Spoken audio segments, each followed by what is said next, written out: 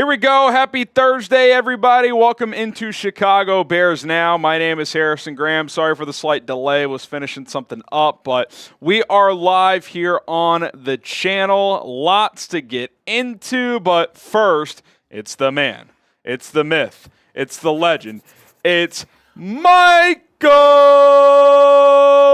Horowitz. Boom!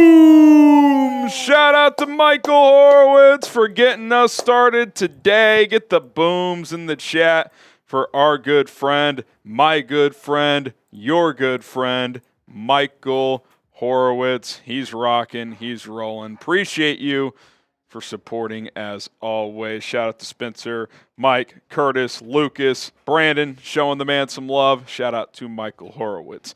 Shout out your city. Let us know where you guys are tuned in from as we get rolling here on a Thursday. Can you guys believe we're 10 days away? Cullen, we are 10 days away from the season opener. I can't wait.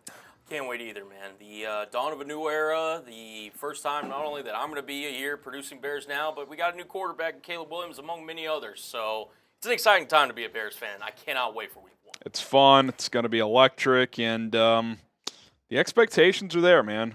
Ryan Poles talked about his expectations for Caleb Williams, said they're in phase 2 of this thing now. The last couple of years were about building up this roster. Now it's about being a playoff team, so that's exciting. We got Albert in Richmond, Trump in Tampa, Donald in South Bend, Dark Cobra at Soldier Field. Nice. Jeff saying boom as well. Spencer in Indiana. I know, Michael, I know. You'll see my guy Isaiah, though. That'll be fun. Ben's in Springfield.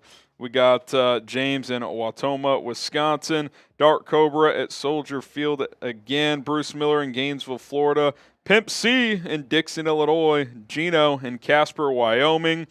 Let's see. John Lindsay in Trustville, Alabama. Brandon in Sturgis, South Dakota. We got Ray in Cleveland. A real shake in Chi-Town, baby. Let us know where you guys are tuning in from. All right, we talked about this on our mailbag episode that went out today. We're not really going to talk about it on today's live show unless you guys ask about it in today's Q&A section. But would you trade 2 first-round picks for Micah Parsons? I'm just curious. Would you do that? Type Y for yes. Type in for no. I'm going to make that the live poll question. Would you trade 2 firsts for Micah? Colin, I'm curious. Would you do that right now? Yes. You would do it? I would 100%. Look, Micah, if you're trading 2 first-round picks for him, you're also trading for the extension that comes with it. And you're also trading for the player, which I think he's one of, if not the best pass rushers in football. I think Micah would transform this defense from – hey, listen, it could be a really good defense this year to potentially one of the elite defenses in the National Football League, and potentially, who knows how far they could go. And he's a young guy. You could build with your young core. I think he's phenomenal, and I think once he gets paid, like any other potential, stuff or any concerns about him would go away. So, I think we've talked about this. I think the Bears are for sure a top 10 defense. There's a scenario where they're top 5. I think if Parsons was on it, you could argue that being the best defense in the league is on the table. I mean, where's the weakness? I guess you'd still have some questions about defensive tackle, but we know Billings is a good one tech. And, if you have Sweat and Parsons, as long as your 3 tech doesn't just suck, that person's going to get a lot of good opportunities. And Javon Dexter, linebackers are good. Secondary's good. What you don't want to do is Khalil Mack yourself and make a trade like this before you have the quarterback. And I get we haven't seen Caleb play yet, but I feel like we feel pretty good about him compared to Mitch Trubisky at the time. If Caleb is who we think he is and you could get Micah Parsons, it's not off the table that you're a high-level contender this year. Forget beyond this year. So it's tempting. I don't really think he's available right now, but he becomes available, you'd have to at least consider it if you were Chicago. No doubt about it. No doubt about it. Yeah, no, for sure. I think, and again, too, you could really, front load the contract, kind of manipulate it to where you lines up with, whenever you hope and plan to pay Caleb. Couldn't speak there. But, yeah, no, I think he'd be a great addition. And, best defense in the National Football League. They'd be in the mix. They'd be in the mix. I think it's hard to put them in that best in the league talk right now, but I think they're like right at the top of like that next tier. Like I think somewhere between 5 and 10 is on the table. But if you added Micah, there's basically no weaknesses. Not only are there no weaknesses, there's strengths everywhere. You're just loaded. So it's interesting. It is absolutely interesting. Michael, I see you're 50. I'm not sure if it's pulling or not, Colin. Not pulling right now. I'll read it. He says, Colin, if they get him, he gets injured, and then you have nothing to show for it. You would be okay giving away draft capital. Can't do it. I mean, that's the reality of any trade, though. He's been durable. He's in his mid-20s. Like, no trade is bulletproof safe, but, like, if he's healthy and even if he doesn't get better, which you would think he's going to keep getting better for at least a few more years, if he's exactly what he is right now for 4 years, 5 years for you, and he's still good for a couple years after that, like, I mean, you're talking about one of the best defensive players, forget just pass rushers, in the league. So yeah. It's risky, Michael, though. I there's no doubt, but every trade is. So. Yeah, no, 100%. And he said I would backload that man. Front loading is what they did with multiple other players. SMH, they didn't work out. And again, that's something that, if with Parsons, you hope, obviously, A, he's healthy, and B, he produces. That's something you just have to assume, though, with any trade. I mean, if you're going to go ahead and go through with it, knock on wood, you hope every player is healthy and plays up to their potential. So, look, and you can manipulate the cap. I'm sure Poles could do a really good job of that. But it's just, for me personally, 2 first-round picks is a lot of draft capital. But for a player like Micah Parsons' caliber, I think it's worth it personally. Yeah, I mean, it's fascinating to think about, no doubt about it. Predict the score, Bears, Titans, 10 days away. Who you got winning? Hopefully the Bears, bear down. And what is that score going to be? We'll get some shout-outs going here in the chat. Get those score. Someone says Mike is not great against the run. He's not great, but he's still really good. And guess what? Montez Sweat is one of the best edge-setting run defensive ends in the league. So then, like, it takes a little pressure off him to produce as a high-level pass rusher. He can just be like your number 2 pass rusher, but your dominant edge setter. Yeah, not to mention he's so versatile, he can also play other positions on the field, too. Yeah, like Micah, you can drop him into coverage if you need to sometimes. Like, you can do all kinds of stuff with him. Brian says 28-17 Bears. James, 23-13. Dark Cobra, 27-13. Lawrence, 27-17. Iran, 27-10. Kevin, 21-17. Truman, 30-10. Bears by a million. I love it, Beck. We got Bears 34-17 from Snow Gang. Mike Franz 32-17 Bears. Spencer 24-17. Ron 28-13. Carter 31-13. All right, Michael Horowitz. We already read this first one. We appreciate that. Hunter Young getting in on the action as well. He says, do you think the Bears are overrated, properly rated, or underrated? I mean, I guess it depends who you ask, right? Like Nick Wright has them going to the Super Bowl. Some people don't think they're a playoff team. I think if you're in the camp like I've been for the most part, and we're gonna have bold predictions today, so stay tuned, where you think they're a playoff team, probably not a Super Bowl team. I think that range of either making the playoffs or very slightly I think that's a fair rating. Like, NFC's tough for this year, division's tough, but they went from 3 to 7 wins, could have won 9 or 10 last year. Like, I think winning 9+ games is a fair expectation. Like, I feel like that's a properly rated preseason rating for this team with the ceiling to be better, but with the rookie quarterback, you never know. Maybe it goes sideways a little bit as well. I think if you're in the camp of they're like a wild card caliber team, that's probably like a fair kind of estimation there. Yeah, I mean, just looking up a quick, Google search, their over/under for wins is 8.5. So, I mean, they had. So if you have them at like 9 or 10, yeah, maybe you're a little bullish on them, but like, if you're sitting there saying they're going to go 13-4, based on projections, you're probably overvaluing them. But that's the beauty of the NFL, Colin. There's going to be some teams that outperform expectations, underperform. Like, on average in this new NFL with 14 playoff teams, there's usually 7 new playoff teams every year. So, like, you have new teams cycling in and year out, and the Bears are due to be a playoff team. There's no question. Yeah. Michael, again, what a legend. He said 670 the score. Had some guy that said the Bears fans are delusional as Cowboy fans. I ignoringly disagreed. Yeah, like I think every fan base can be delusional at times. We're all guilty of that. But Dallas fans tend to be up there. Not even close. There's no doubt. Now, they've had some good teams, no question. But, yeah, I don't see how you could say Bears fans are more delusional than Cowboys fans. Now, Dallas has obviously been the better team in the last decade. But I don't think Bears fans every year for the last 20 years have said they're a Super Bowl caliber team, whereas a large percentage of Cowboys fans think that year in and year out. So this is our year. This is it. This is our year. This is it. Check it out. Check it out. Poppy Chulo Sits says Bears first, Bears second, 2026 fourth. Tyler Scott for Micah. Yeah, I mean, look, I think if the Cowboys opened up discussions, I think they would start with 2-1s.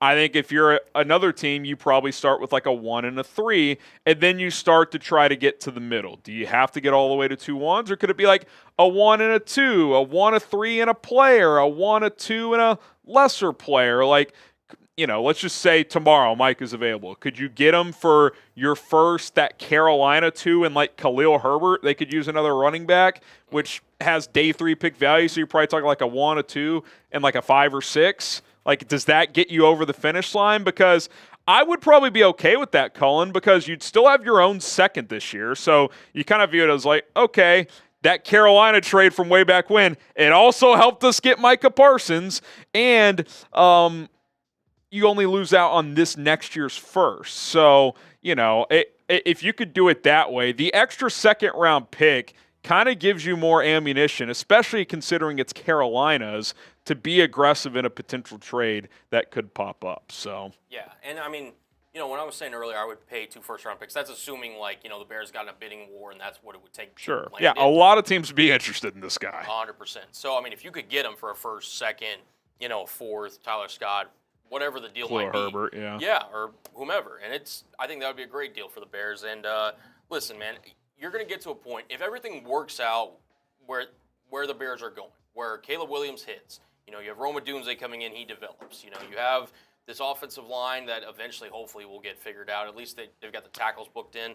I feel like it's starting to round together a little bit. Obviously, center and right guard are questions, but it should be at least better than what it's been. Yeah. And it may be, something where, like, again, we saw with the Texans this offseason, right? They had that incredible rookie year from C.J. Stroud, made the playoffs, got to the divisional round, ultimately came short. They loaded up on players. They, traded for Stephon Diggs. They got Danielle Hunter. That's going to be kind of the situation the Bears could find themselves in next offseason. Now, will they make it, 10 days, like you said before, week 1? Probably not, but it's something just to kind of keep in the back of your mind of, like, okay, where are we now? Because, teams that are, trying to compete for Super Bowls, picks versus players, it becomes kind of an interesting debate, in my opinion. So we'll see where they're at, or where they're going to be, I should say. No doubt about it. Well said. Shout out Michael. He just got the Hester helmet. I hope it's sick. Hope you found a good spot for it. Shout out to Horowitz here. Shout out to Horowitz. All right, hit that like button. We're going to get rolling here in just a second. We got over 400 people tuning in here on a Thursday afternoon, back on our Thursday time slot. During the season, I think the plan will be Monday and Thursday afternoons around 4 o'clock Central Time. Of course, live on game days as well. So keep that in mind going forward. If something changes, we'll, of course, inform you of that. But hit that like button if you love the Bears and are excited for Week 1. All right, coming up, busy show. Latest Bears news and rumors from Halas Hall and otherwise. We're going to take some questions, hashtag Bears or Super Chat, to get your questions answered on the show. The Bears join a rare club. We'll talk about that in a second as well here in a little bit. Does that mean they're making the playoffs? A lot of evidence suggesting they could. And then 5 Bears bold predictions. Give you some of my predictions for the upcoming season. Should be a lot of fun. Let's get into it here on Chicago Bears Now. I'm Harrison Graham. Here's what we got coming up on Chicago Bears Now. Ryan Poles sets his expectations for Caleb Williams. What are they? We'll react to injury updates before Week 1. Brett Rippon heading to the Minnesota Vikings. Bears practice squad being finalized. So got a lot of news and notes to get to here on this show. But first, I want to hear it. I want to get your score predictions in. For the next 10 days, we're asking score predictions in the comments. Who's going to win? What's the final score going to be? Bears, Titans, week 1, 10 days from now. Drop those scores down below. All right, Ryan Poles had his post-roster cut-down day press conference on Wednesday, and I thought he said something pretty interesting when asked about what his expectations are for Caleb Williams this year, and this is kind of just a snippet of what he said. He said, I want him to lean on the talent around him, and when the time is right, that's when you go do the special things. And I've kind of alluded to this, but I'll say it again here. Finding that balance for Caleb Williams is going to be key, is going to be important. And really, among the coaches as well, finding the balance of kind of almost when to encourage him to be more aggressive and calling plays that would lend him to be more aggressive, like getting him on the move, which we saw Shane Waldron do several times in the preseason. Because Poles is right. Like, he does not need to go out there and be Superman. There is a lot of pieces on this offense this year where Caleb Williams can, just be a distributor, get the ball out to his receivers, dump it off to his backs and tight ends. Like, you got plenty of guys that can go make plays, but like any other game in the NFL, there's always going to come a moment where, hey, if you got a special quarterback, you need him to go be special. And that's kind of what I want to see. I don't want Caleb to be afraid to make a mistake. Because I feel like by the end of Justin's time in Chicago, especially like that last year in particular, like he just got he used the word himself, robotic. He was afraid to make a mistake. He wouldn't pull the trigger. Like, it's okay to throw an interception. You're a rookie quarterback in the NFL. Find the time to take those risks, but let it rip. Play within the offense. The structure's there for a reason, but what makes this guy special is what he can do that isn't taught. The off-script plays. Hey, pressure's coming. I'm bailing out, and I'm throwing a 50-yard piss missile to Cole Kmet against Buffalo in the preseason. Like, he needs to do those things. Now, doesn't need to do it 20 times a game. Doesn't need to feel like he's at USC and my defense is so bad, I got to make every play feel like it's a must score. And something he said all preseason long, he was asked, what is the number one thing you've taken away from this preseason? He said that our defense is really good. And he's got to know that in the back of his head. Like, hey, yes, I don't want him to be too safe, but it's okay to throw the ball out of bounds. Punting the ball at times is going to be fine. Balance is key, but I just hope that Waldron, Flus, Kerry Joseph, these guys are encouraging him like, hey, be you as a player. Like, you can't be someone you're not as a player. I don't want to use the Patrick Mahomes comp because they are different, but Patrick Mahomes early on was a little more aggressive than he has been the last couple of years. Last few years, he kind of learned how to be a pocket guy and distribute, get the ball out because teams kind of played two deep safeties and took away some of the explosive plays. Caleb early on, like, he's going to have to learn on the fly to be a pocket guy over years. He's obviously going to do it some early, but the first couple of years, he's probably going to be bailing out more and making plays on the move, and that's okay because that's what he's elite at right now. Over time, he'll continue to get elite, hopefully, at the other things. Then he's the full package, which is what a guy like Mahomes, Josh Allen, what they are at this point in their careers. How confident are you in Caleb Williams? Scale from 0 to 10. 0 being not at all, he sucks. 10 being extremely. For a rookie, I feel pretty good. I'm at like a 7-8, 7-9. I won't quite jump in the 8 range. We got to see it in the regular season, but I feel good about where he is. I like the vibes around this team as a whole. I'm pretty confident in Caleb Williams right now. All right, Scott Daly has officially signed to the practice squad, and we do have full clarity on the Bears practice squad, so we can kind of run through that real quick here. You guys knew about most of these guys already. These were some of the initial ones: Reed, Johnson, Carlson, Benedette, and Jake Curran. Byron Cowart. They added Sam Roberts. That's a new one there. They cut Deshaun Mallory and Quindell Johnson. Jamry Chroma's in the mix. Micah Baskerville, Carl Jones Jr. A few more here. Reddy Stewart, Roe Torrance we knew about. Samari Toure's official now, by the way, the wide receiver coming over from Green Bay. And we mentioned Scott Daly, the long snapper, who's going to be elevated for week 1. We'll see what their plan is after week 3 because you can only elevate a player up to 3 times off the practice squad, so they'll have to open up a roster spot on the 53 eventually. Also, Chris Glazier in addition as well as an offensive line guy who can play both guard and center. We already got this. Colin, these became official earlier today, Torrey and Sam Roberts. So the clarity was that they cut Quindell Johnson and Deshaun Mallory to make room for these 2 guys.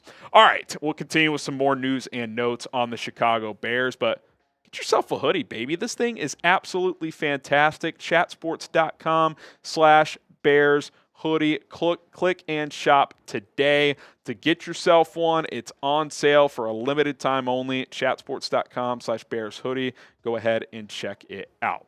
Now, these injury notes were from Wednesday's practice. Thursday was more of a closed situation, but Kevin Byard was back in full action, so that was good to see.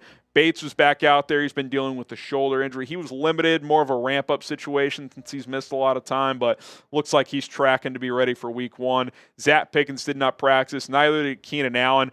Ryan Poles says Allen is fine. He was had a cleat issue the week prior, so his foot's been a little sore, but he was on the bike off to the side, should be good to go. I do think Pickens is the one to watch. I think there's a good chance he's going to miss week 1, which Adam Schefter reported with the Sam Roberts practice squad signing. He could be a guy that gets elevated for week 1 to provide interior depth there. So that is part of the thinking on that one. But other than Zacch Pickens, this team's pretty healthy right now, and knock on wood, that continues because you want to have your key players available, especially early on in the season here.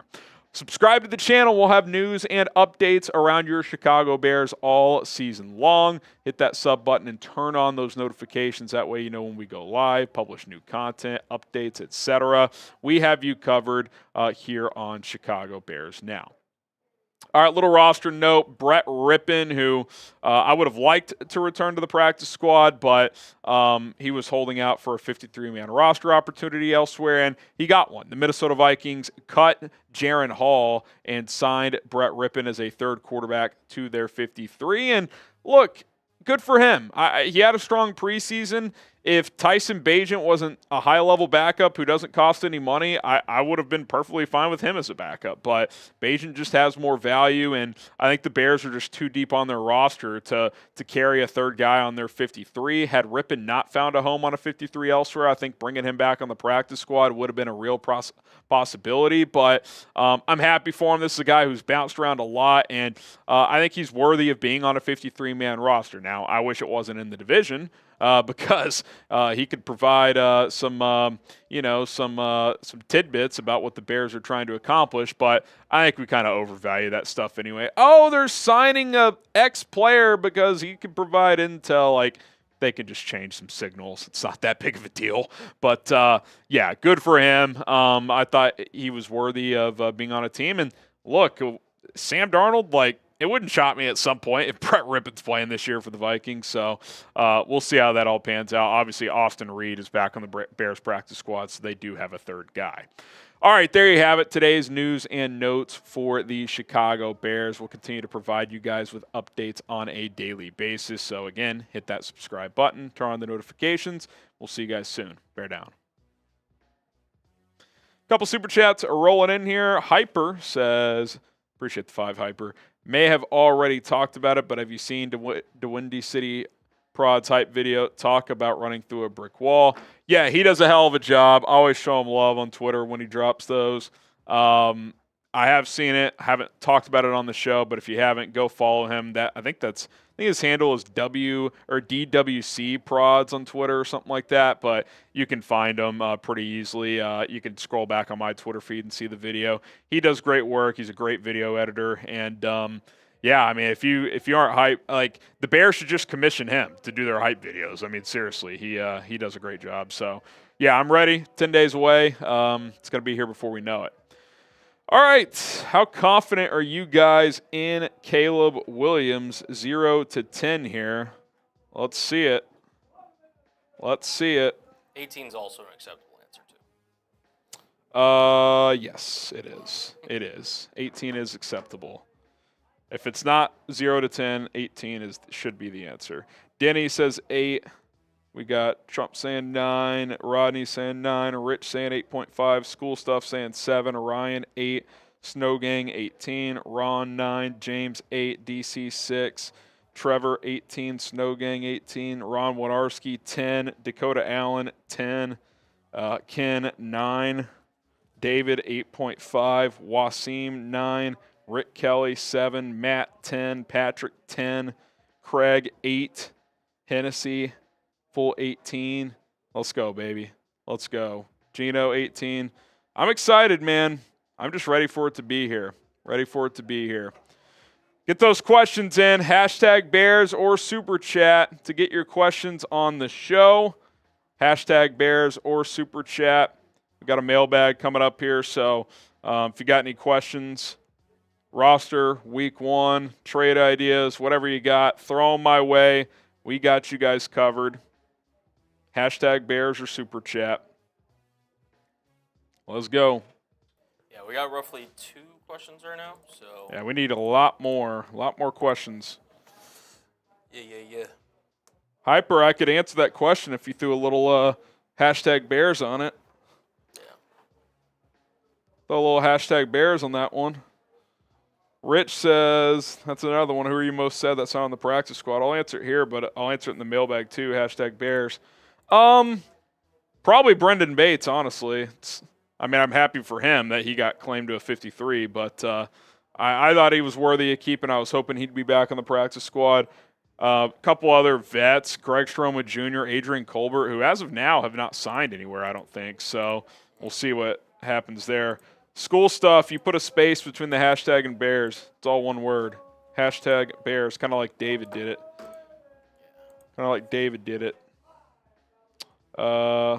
Shout out Hyper. We'll get that in there. Get a few more, then we'll start this mailbag. Exotic in there. James, I haven't seen Ika sign anywhere yet. I think he's just got a bad reputation. Like, he's just a fat guy who doesn't care. That's how it seems. They cut a 3rd-round pick after 1 year, and no one has picked him up. That's pretty telling. It's pretty telling. Carlos, Lacora, Ryan, Sam. All right, we got a few in there. Jeremy, if you've messaged me, I'll get back to you. I got to catch up on DMs, but we got you covered. All right, here we go. It is mailbag time here on Bears Now. My name is Harrison Graham. Let's roll. The Bears 24 kicking off our mailbag saying, are we overlooking the Titans in week 1? It's a good question. And when the schedule came out, I was like, okay, this is a very manageable opening game. 1 you should win. And I still feel that way. I still think you should win this game. The Bears are favored 4.5 points, which is a pretty significant point spread in an NFL game, especially week 1. It's not a massive one, but a lot of NFL games are, less than 3 points. This one's 4.5, over under 43.5. But the Talons have some talent. They spent some money. They brought in guys like Calvin Ridley and L'Jarius Sneed. We'll see if DeAndre Hopkins is ready week 1. It's going to be right on the bubble there. I think their defensive line, obviously they have Jeffrey Simmons, who's great. O-line's got question marks. They drafted J.C. Latham, but a lot to prove there overall. And their biggest question mark is clearly behind, other than maybe a first-year coaching staff, is Will Levis. Will Levis was all over the place last year in 9 games. A couple weeks he looked awesome, like that crazy comeback against Miami. He literally looked like Peyton Manning. They erased a 15-point deficit in the final 3 minutes. But I think the stats kind of tell the story. Erratic accuracy, some good, some bad, below average QB rating. I do think week 1 is massive for morale. Just after what happened last year, starting 0-4, and you make all these changes this year, you need to get off to a good start. This is as close to a must-win game in the NFL as you're going to see. Because if you lose week 1, you're on the road in Houston in week 2. Doesn't mean you couldn't come back and win that game in week 2, but That's a tough ask after losing to an inferior team compared to Houston in Tennessee at home in week 1. So I think you need to win this game. You can't overlook them. They've got some talent, but you should win. So hopefully that ends up happening. What is your confidence level in week 1? Scale from 0 to 10. 0 being, again, not confident at all. 10 being very confident. I'll go 8-1. I feel good, but it's week 1. You don't know how these teams are going to come out. You got to play well. You got to play smart. And it's a rookie quarterback's first start. There's no guarantees here. Hunter Young, appreciate the super chat. He says, do you think the Bears are overrated, properly rated, or underrated? I think if you average it all out, properly rated. I think if you took all the big national media heads' takes, the average would be somewhere like, yeah, they're a fringe playoff team. Like, they could be a wild card team, something like that. You've got the extreme, like Nick Wright picking them to make the Super Bowl. You've got some people still thinking they're like a 6-7 win team. I think the average is, yeah, they should win like 8, 9, 10 games. 9 or 10 is probably the most commonly used one. So I think properly is fair. Their over-unders 8.5. If most people have them around 9 wins, it's kind of right on the money. So, I'll have my official record prediction before week 1. But, yeah, that's kind of where I think it stands right now. Kevin Bates, who will have the best season of the wide receivers? It's a good question. I would lean DJ. He's still young. He's going to give you a lot of yards after the catch, obviously. They just paid him. I could see Keenan getting more targets. I could see Rome being the biggest big play guy, like the vertical guy. So I think they're all going to have their roles, but I think DJ's the safe bet. But I could see a scenario where it's any of the three. I really do think that. Courtney Cronin of ESPN wrote an article about this is not your, typical number 3 receiver in Rome Odunze. Like, his draft profile is of becoming a number 1 receiver at some point. He just happens to play with DJ Moore and Keenan Allen. So you got 3 dudes that can really play, really talented, and that's exciting. That's exciting to see. We'll be live for Bears versus Titans, just like we'll be live for every single game this year. Hopefully some playoff games as well. Subscribe and join us. If you turn on those notifications, you'll know when we go live at least an hour before kickoff, potentially a little bit earlier. So lock us in. We got you covered. Hypergenesis, do you have stats projection for Caleb for game 1? Well, I took the more on his passing yards and prize picks, so at least 237 passing yards. I think he'll throw for mid-200s, 245, 250. How about this? 245 passing, 2 touchdowns, 1 pick. He'll rush for like 35 yards. I think he'll be between 275 and 300 total yards, a couple of touchdowns, 1 turnover. I think it'll be a good debut. Don't think it'll be just insane, but I think he'll kind of ease his way in and put together a solid performance. Lacora, does Tevin Jenkins need to play at least 12-plus games to earn an extension despite his injuries? I think it needs to be more than 12. Like I said it the other day, I think if he can give you 14 or more, where when he's healthy, he's dominant and he misses 3 games at most, I'd feel comfortable pushing forward with an extension, knowing that he's probably going to miss time most years. But, if it's 10, 11, 12, it's like maybe you franchise tag him, maybe you sign him to like a 1-year incentive-laden deal if he's willing to agree to that. If he misses 6 games, it's like, I love the guy, but if he's going to miss 35% of the snaps every year, that's a lot to deal with when it comes to paying a guard a lot of money. And you guys saw the guard market this year. It exploded. And Tevin's more talented than a lot of the guys that got paid. So he's going to cost a lot of money if he's healthy. So you got to see him be healthy. Let's get the good vibes rolling, baby. Bear down in the comments. I don't care if you type it out, use the emojis, whatever. Let's get the vibes up as we get closer and closer to week 1 of Bears versus Titans. Let's go. School stuff, what's a Gordon extension look like? $40 million plus. Well, we got to see this year play out. He's not eligible till after this season, but yeah, if he plays like he looked in the preseason, can you get him at like 10 to 12 million per year on a 3 or 4 year deal? Like, is 4 for 50 on the table? That's what Cole Kmet got at tight end. That'd be 12.5 a year. I'd probably do that for a high-level nickel if he plays well this year. He plays the run. He plays the pass. He's athletic as hell. He's seemingly becoming kind of a leader. So, Yeah, I mean, I think really good nickel corners can make $10+ million a year, and he could certainly fit that mold. Craig Atkins, hashtag Bears or Super Chat. He says, how many returns will the Bears have in the new kickoff format? I mean, I'd just be guessing at an actual number because there's a lot of factors that go into that. How many return opportunities do they get in the game? How many points are scored? Yada, yada, yada. It'll definitely be more, although I kind of have a theory that by like week 4 or 5, at least half the league is just going to tell their kicker to start booting it out of the end zone because I feel like in the preseason, more often than not, these returns were getting past the 30. And if the average is going to be past the 30, well, why wouldn't you just kick it for a touchback to the 30? New touchbacks to the 30, not the 25. So I think you'll see teams try to pin teams back early, but if that's ineffective, they're just going to start booming it deep. So we'll see. It'll be up, Craig. I'm not as convinced it'll be as much up as people think. Jeremy J.D. Dorsey, over under 150 rushing yards for Velas this year. That's a good number. Gosh. If you're, if Khalil's here and doesn't get moved at all, I mean, how many opportunities is he going to get a game? Like, I think logic would take the under, but if there's even one injury to your running back room, he'd probably get some touches. So, I don't know. Guys get hurt at running back. Khalil missed some time last year.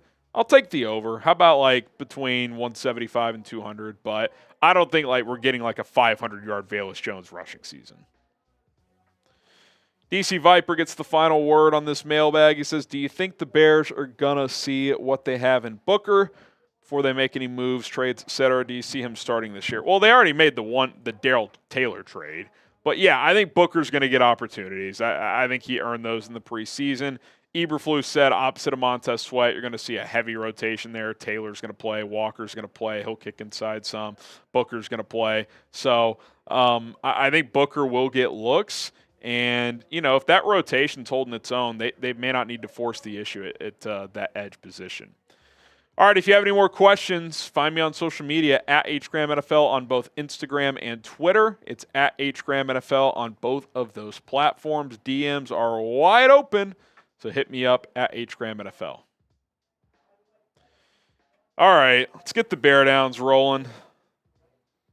For the record, I'm not as much of a degenerate as some people are in this office, but with a number like that, life's too short to bet the under.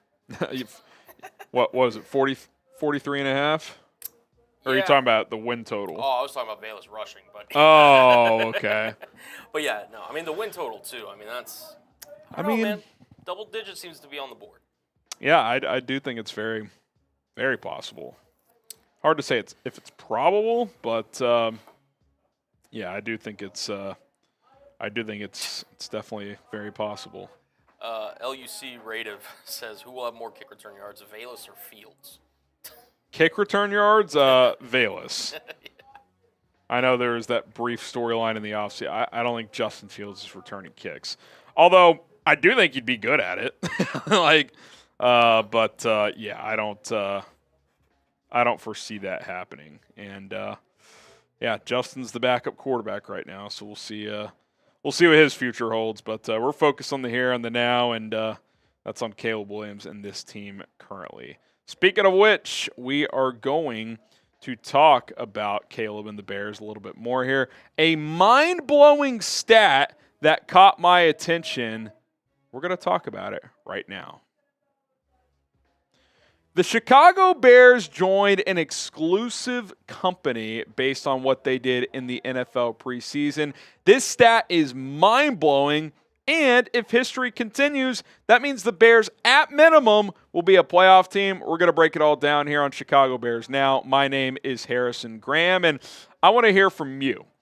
If you think the Bears are going to make the playoffs, like this video. Hit that thumbs up icon if you think the Bears are a playoff team this year. I think they're going to be a playoff team. You should think they're going to be a playoff team. If you do, hit that like button.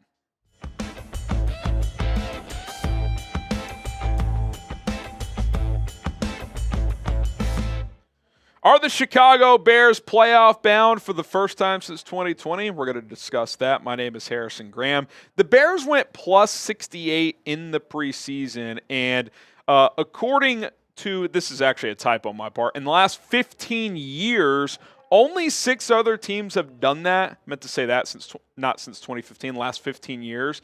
And all 6 of those teams went to the playoffs. These were the 6 teams. The 2009 Saints, plus 69. 2011 Detroit Lions, plus 67. 2012 Seahawks, plus 78. 2013 Seahawks, plus 73. 2014 Broncos, plus 62. 2019 Ravens, plus 66. And like I said, all 6 of those teams made the postseason at minimum. And I know we live in this different world. Guys don't play guys in the preseason that much. But this seems to be a trend, and I think there is something to be said for a team just dominating in the preseason, which the Bears certainly did. So I'm going to break all these teams down, and we'll kind of just talk at the end about, do the Bears fit the bill that these teams did? 2009 Saints, if you remember, they started 13-0. People freaked out because they lost their last 3 games, but they were kind of just coasting. They end up winning the whole thing. Won the division, won Super Bowl 44 over the Colts and Peyton Manning. Of course, Drew Brees was fantastic that year with his production at the quarterback position, and Sean Payton getting his first Super Bowl, Brees getting his only Super Bowl. That was obviously a hell of a season for that team, and I think you're going to see a theme with quarterbacks on this list. You got to have a pretty good quarterback to be a playoff team in most cases. All right. 2011 Lions, you guys might be familiar with them. Matthew Stafford's first year making the playoffs. They went 10-6 that year, snapped an 11-year playoff drought. They ended up losing to the Saints in the wild card round. So this is one of the lesser performing teams on this list, but they still made the playoffs, right? Like they were still in the postseason. And I think the funnest part about this exercise was kind of seeing how some of these teams performed and players. I mean, Stafford had an insane season. Like, I know a lot of people don't like Stafford as Bears fans because, he played in Detroit and all that, but I've always respected his game. 5,000 yards and 41 touchdowns is crazy. He was fantastic. They had Calvin Johnson, of course, and were able to snap a more than decade playoff drought. Subscribe and join us. We're going to be live for every Bears game this year, breaking down all the action and a whole lot more, so don't miss out. If you hit that notification bell after you subscribe, you will be notified every single time we go live, every single time we publish a video. So subscribe today. It's youtube.com/BearsNow. Let's get to the 2012 Seahawks. They went 11-5 that year, earned a wild card berth out of the NFC West, won a playoff game, ended up losing to the Falcons in the divisional round. But that was a fun team, and that was the start of kind of a pretty good run in Seattle. And that was Russell Wilson's rookie year. And you look back at his rookie numbers here, I think for the most part, if we saw these numbers from Caleb Williams, we'd take them. Now, I think you'd want higher volume passing yards, certainly. Maybe the rushing slightly less, passing's a little bit more, at least mid-3,000s. But like completion percentage, touchdown to interception ratio, being able to do it as a runner as well. Like if you got something in this ballpark this year out of Caleb, I think we'd all be pretty happy. And I see a lot of parallels with where that Seahawks team was that year and where the Bears are now. Rookie quarterback who's talented. But strength of the team is defense. Like as excited as we are for Caleb in the offense, and it could be really special. And I do think this Bears has more raw talent on offense than that Seahawks team did. Seahawks team probably had a little bit more raw talent on defense, although the Bears are talented defensively. Point is, young rookie quarterback who's talented, really good defense. Like I see the parallels between the two. That Seahawks team won 10-11 games, won a playoff game. Could the Bears do something similar this year? I think that's on the table. 2013 Seahawks, the next year, who were plus 73 in the preseason, a dominant exhibition run. Well, a dominant team in the regular season as well. 13-3, won their division, the NFC West, and won the whole thing. That was kind of the peak of the Legion of Boom as they were able to just dismantle the Broncos in one of the most dominant Super Bowl victories in NFL history. Russell Wilson that year, not that much different statistics, to be completely honest. The yards went up a couple hundred. He ran a little more. Touchdown interceptions were very similar. Completion percentage actually down a percentage point, but they grew, right? They're a year older, second-year quarterback, even if statistically it's similar. He's seen more things. The defense was a year older. Like, I could see that 2-year stretch being this Bears 2-year stretch. Now, it would project a lot, right, to say they're going to win a playoff game with the rookie and then the Super Bowl the next year. But I could see that being in the conversation. I could see the Bears this year being a team that gets hot at the right time, wins a playoff game, but then goes into next year being a contender to win the whole thing like Seattle did, and they ultimately did win it all. I see the parallels. There's a lot of similarities. Defensive head coach that players seem to gravitate toward. Got to go do it. Bears haven't won under Matt Eberflus nearly enough yet, but I see the vision, could see it come to fruition. The 2014 Broncos, the next season, they were plus 62. Won the division, and they actually got upset by the Colts in the divisional round after having a first-round bye.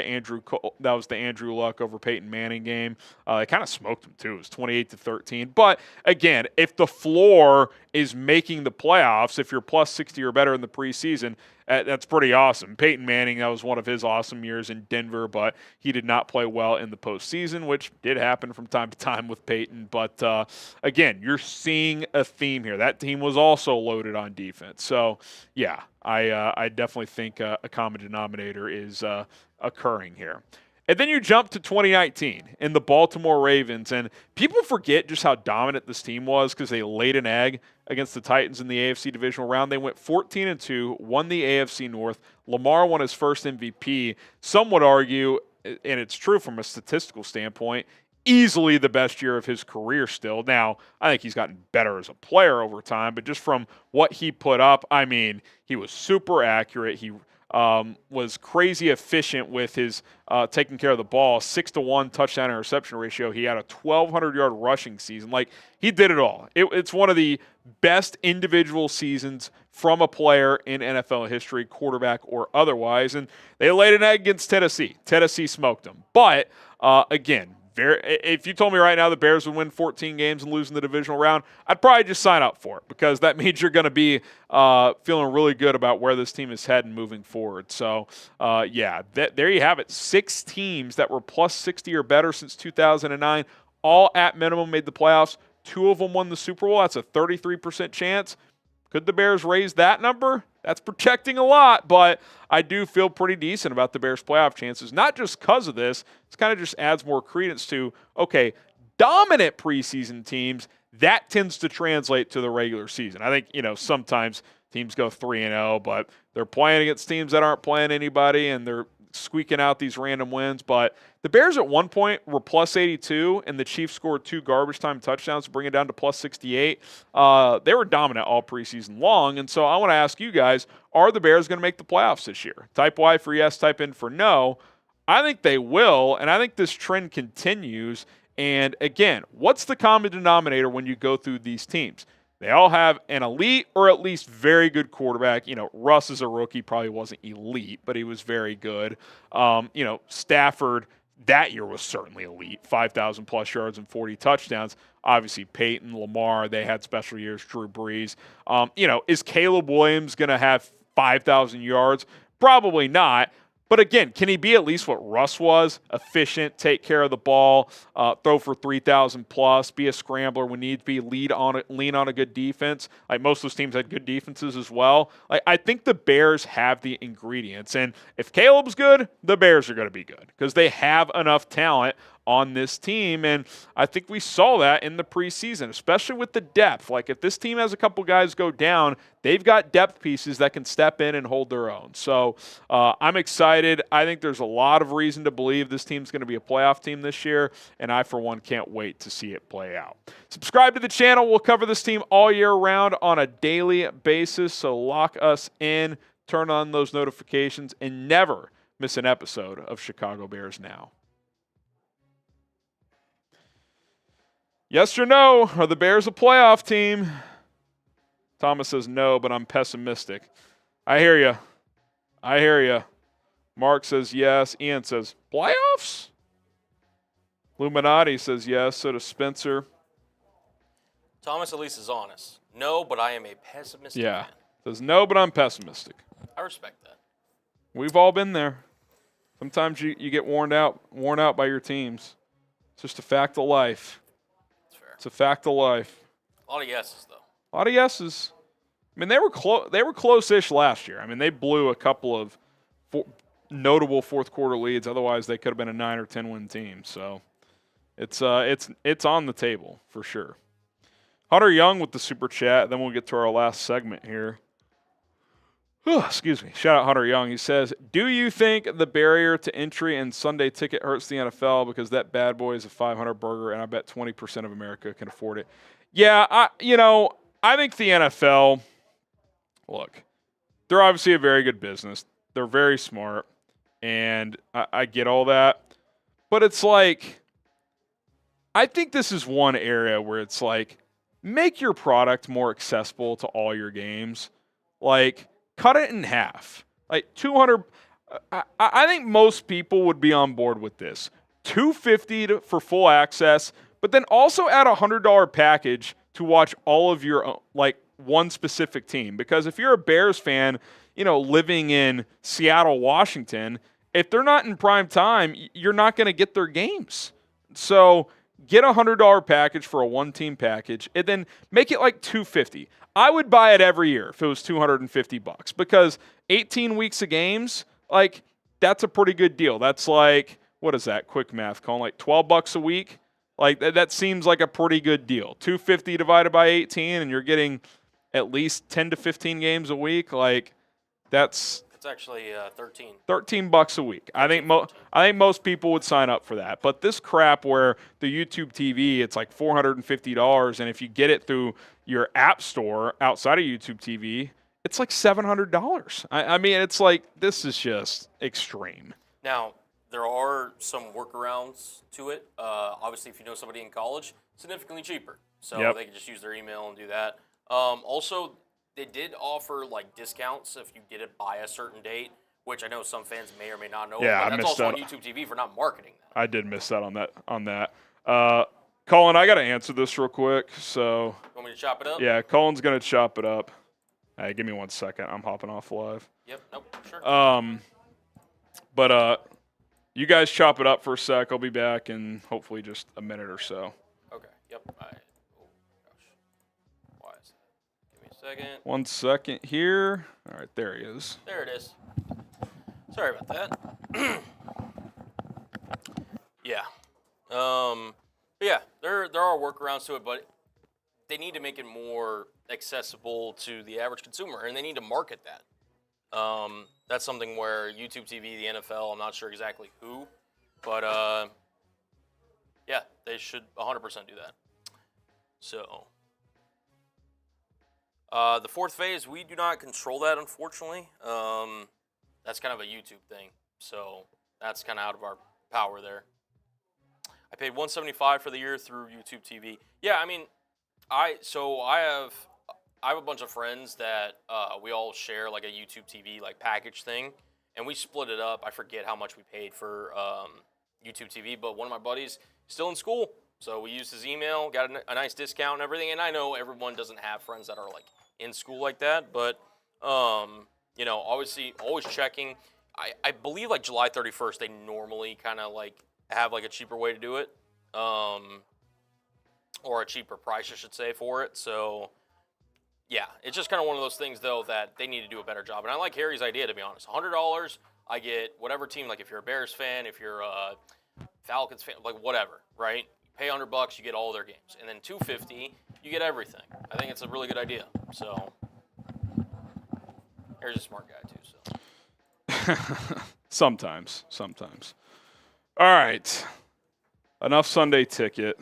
It's a ripoff, but, the NFL's a $50 billion company for a reason. Whatever, how much they're worth now. All right, let's get to our last segment after Candy Dog. Super chat from Candy Dog. Shout out Candy Dog. Saying, do you think Jordan Love is actually good enough to play 17 good games, or do you think he's overpaid and overrated? Also FGB. Very unique situation because he basically became the highest paid quarterback off of one good half season.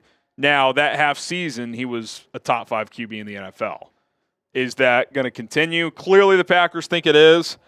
I think he's pretty good. I don't think he's going to be like the best quarterback in the league, but he looked the part the last 2 months last year. Like, we have to acknowledge that, but we'll see. I mean, he's definitely got to prove it on a larger sample size.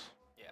I think we've talked about it before, too, but the Matt LaFleur factor, I think, obviously helps him. Yeah, LaFleur helps. They've got some young weapons. I do think they're going to miss Aaron Jones, like especially in the passing game. So be curious to see how they combat that. Does Marshawn Lloyd become their pass catcher? We'll see. But, yeah, I think that's going to be a notable loss. But, I think he's good, Candy, but he's certainly going to have to prove that he can do it for a longer period of time, because there was real talk among NFL and Packers fans like mid-October, like, we're going to have to draft a quarterback because he's not any good. And then something clicked and he started balling. So we'll see which guy we get this year. Yeah, no, I think, I don't know. We'll see. I think ultimately, though, I think it'll come down to, which half of. We have to acknowledge the Packers tend to know quarterbacks. So, like, yeah. I mean, if they, I hope he's not the guy, but. Yeah, I mean, it would be, as much as, fans want to disagree, and again, Packers, FGB forever, but they gave this guy the richest contract in. They clearly feel really good about him. Like, they've seen enough to where they're willing to give him that money. Yeah, so, look, I'm sure even they've acknowledged there's some risk there, but it's like, you don't do that unless you feel pretty good about it. So, all right, here we go. One more segment to go, and then we will call it a Thursday. So thanks, everybody, for rocking and rolling with us. Let's get to it. It is time for my bold predictions for the Chicago Bears in the 2024 season. My name is Harrison Graham. Welcome into Bears Now. Let's get to it in just a moment. But listen, we are almost at 98,000 subscribers, depending on when you're watching this. Hopefully you're having a good Labor Day weekend. If you want free Bears videos all season long, I'm talking my reaction to the daily news, injury updates, big rumors that are out there, game previews, live watch parties, pregame, postgame shows, all of that and more for free, well, then hit that subscribe button. Get to 98,000 ASAP, and then road to 100K. I mean, we are almost there, guys. Appreciate all the support. All right, my first bold prediction. I don't think the Bears just make the playoffs. I think they win a playoff game. I think saying they make the playoffs isn't bold enough. Like, it would be a good thing. Like, it's certainly a prediction, and it's not a guarantee. But I think bold, you got to go at least a playoff win. So I think they win one. I look at Houston last year.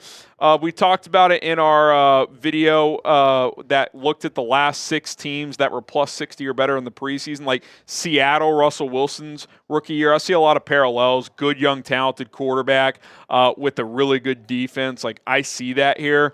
And it's just time. The Bears have not won a playoff game since January of 2011, which is just absolutely ridiculous. Obviously they should have won one in 2018. We know what happened there. But I think the Bears have the ingredients. Their quarterback is really talented. The skill weapons on offense are very good and proven for the most part. The defense is pretty proven and ascending. I think there's enough here to be a playoff team. And if you get in the playoffs, you just got to get the right matchup to have a chance to win a game or two. Like, let's say the Dallas Cowboys win the NFC East and they're the 3 or 4 seed, and the Bears are the 5 or 6 seed, and they go to Dallas. You're telling me that's impossible? Go win that game? You're telling me they can't beat the NFC South champ? Or maybe the Bears win the division and host a playoff game. I'm not going to have my official NFC North predictions until closer to game day in week 1, but I have them winning a playoff game, so there's a little sneak peek for that. All right, number 2. Austin Booker has 8+ sacks. Again, we're going pretty bold here for the most part. That would be really, really impressive. You're talking about, okay, he's probably your other starting defensive end moving forward beyond this year. He had 2.5 sacks in the preseason. They brought in Darrell Taylor, so that could cost him a few snaps. Again, that's why we're going bold here. But I saw enough, not just from like a motor standpoint, which is fantastic, but he showed different moves. He played with power, had a spin move, showed a fake kind of outer move, and then spun back in and hit the quarterback in one of the games. Like, you saw some different moves that he was able to put on tape, and you're like, okay, like, he's not going to, like, dominate or anything, and obviously he's going to go up against starting tackles now, but I think he's going to get good situational opportunities, like third down, pin your ears back, take advantage of those snaps. I think 8 sacks is possible. That's less than half a sack per game, so it's bold, but it's not outrageous. So, yeah, I'm going 8+ sacks for Booker, and I think that's going to be second best on the team. All right, number 3, the Bears lead the NFL in takeaways. Now, it's bold because even if you did it the year before, to do it again, it's 1 in 32 chance, right? Like, it's pretty bold. I am acknowledging, though, that last year they were tied for 4th. Like, they went on a flurry of takeaways the second half of the year once they got Montez Sweat. They had 28. I think the most was 32. So, let's say it's around that 30 number. You got to get almost 2 per game. I think that's more than possible. I know it's preseason, but they were getting 2-3 a game pretty easily in these games. And we saw it last year. If they get some consistent pressure, if Flu styles the right blitzes, they've got ball hawks everywhere. Tyreek Stevenson, 4 picks a year ago. Kyler Gordon has picks on his resume. Jalen Johnson had 4 picks last season. So the hits principle, it's working. They're getting the football. They're taking it away. And if they can do that this year, the offense just has to be solid at that point. Take advantage of those opportunities. You're going to win a lot of football games. What is your top Bears bold prediction? It can be about a player. It can be about win total, playoff success. It can really be anything Bears related. You got one bold prediction. What is it? I want to hear it from you. Let's get to Caleb Williams now. Caleb Williams does it. He throws for 4,000 yards. And I'm just going to lean into this. I don't want to shy away from how good this guy can be. I'm not going to sit here and say he's going to be a top 3 quarterback right away. But Caleb Williams is more than capable with the arsenal of weapons and with Shane Waldron to hit 4,000 passing yards. I don't want to talk about after this year how the Bears are the only team in the NFL without a 4,000-yard passer. They're also the only one without a 30-touchdown passer. I'm not predicting that. I don't think he'll hit 30 touchdown passes. That's pretty tough to do. Not many quarterbacks do that each and every year. Bears are the only one who haven't done it, but it's not like 20 of the 30 teams do it every year. But 4,000 yards, you see like half the league do that now. It's 235.3 yards per game.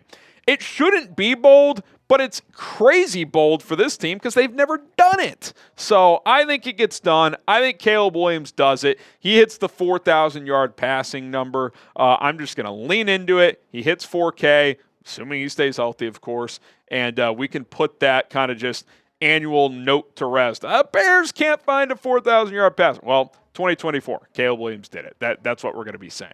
Get yourself a Caleb Williams jersey, chatsports.com/Caleb, navies, whites, oranges. A couple alternates are available now. Check them out, chatsports.com/Caleb. Link is in the comments and description. If you want to represent QB1 today, get yourself a Caleb Williams jersey, chatsports.com/Caleb. And then, again, shouldn't be bold. You play them twice every year. You should beat them every once in a while. The Bears don't, but they are this year. They will at least split with the Packers. Yes, this is bold. When you've lost 10 straight, when you've lost 15 of 16, when you've lost 24 of 29 or whatever it is. Yeah, beating them once out of 2, it's pretty bold. It hasn't happened since 2018. It's been dominance. It's been absolutely dominant. 15 of 16. It's disgusting how one-sided this rivalry has been. This type of stuff is unheard of in the NFL. Like it really is. Divisional opponents should not be this one-sided, especially among 2 historic franchises. It's not like we're talking about Packers and the Lions or even the Bears and the Lions. What about the Packers and the Bears? Like, obviously the Packers have been the better franchise for 2 or 3 decades, but this is just absurd. It ends this year. I don't care what anybody says. The Bears will beat the Packers at least one time. If they bookmark this, do whatever you want. If I'm wrong, at me, at HGramNFL. The Bears will beat the Packers this year. It is going to happen. You can take it to the bank. You guys know the motto, FGB forever and always. That is what we do here. Hopefully it actually happens on the field and beat the Packers for once.